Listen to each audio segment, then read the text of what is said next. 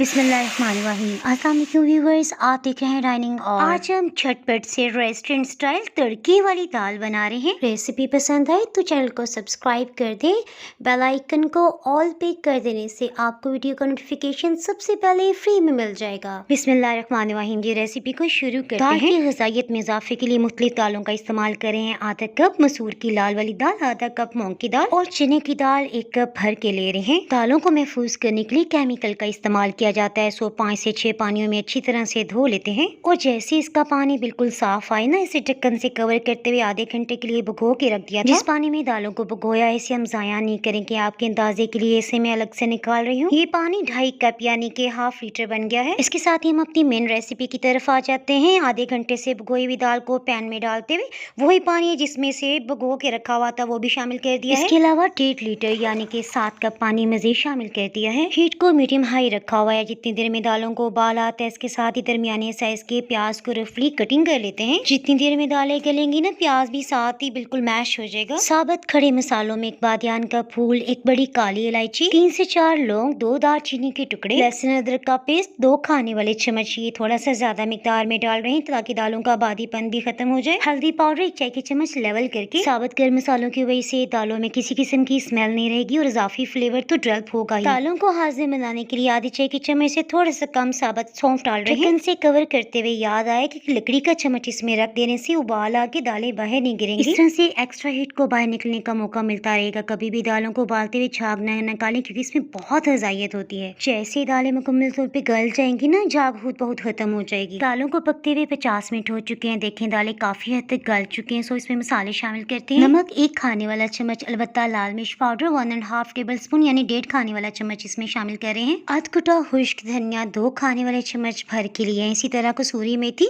ये भी 2 खाने वाले चम्मच ही इसमें जाएगी। मसाला चाट को एक दफा अच्छी तरह से मिक्स कर लेने के बाद 1 मिनट तक इस तरह से गोल गोल चम्मच चला लेने की वजह से जो भी प्याज है वो बिल्कुल मैश हो जाएगा और दाल में भी गाढ़ापन आएगा। अब 2 बड़े साइज के टमाटर ले लेते हैं। इनका छिलका उतारते हुए रफली कटिंग कर लेते हैं। कटे हुए टमाटरों में 1 कप पानी डाल के अच्छी तरह से ब्लेंड कर लेते हैं। इस तरह से दालों में टमाटर के बड़े बड़े पीसेस नहीं आएंगे। ब्लेंडिंग जार में आधा कप पानी डालते हुए हिला के इसमें शामिल कर देते हैं। इससे भी दालों में गाढ़ापन आ जाएगा। दाल में तीखा सा जायका लाने के लिए आधी चाय की चम्मच काली मिर्च को फ्रेश पीस लिया है। मसालों का कच्चापन खत्म करने के लिए दोबारा से ढक्कन से कवर कर देते हैं। हीट को लो ही रखा हुआ है। बिल्कुल कम आंच पे पकते हुए 40 मिनट मजीद गुजर चुके हैं। इसके तैयार होने की ये निशानी है कि झाग खत्म हो गई है। हीट ऑफ करने से सिर्फ 2 मिनट पहले 3 से 4 हरी मिर्चों को दरमियान से कट लगाते हुए डाल देते हैं। इसी तरह मुट्ठी भर हरा धनिया। साबुत मसूर की तड़के वाली दाल अलबत्ता मुख्तलिफ अंदाज में बनाई जाती है। उसका लिंक ऊपर आई बटन को क्लिक करके देख सकते हैं। दाल को तड़का लगा लेते हैं। इसके लिए 1 कप ऑयल में आधा छोटा प्याज डाल दिया है। हीट को लो रखते हुए इस पे हल्की सुनहरी रंगत आने देंगे। आपने देखा प्याज को शामिल करते हमने जीरा नहीं डाला था क्योंकि हल्की सी हीट से वो जलने लग जाता है। और जैसे प्याज पे हल्की सुनहरी रंगत आई, जीरा 1 चाय की चम्मच और गोल लाल मिर्च शामिल कर दिया। जीरा शामिल कर लेने के बाद सिर्फ 30 सेकंड तक हमने मजीद फ्राई किया है। तड़का लगाने के दौरान बिल्कुल लो हीट पे दाल पकती रही थी।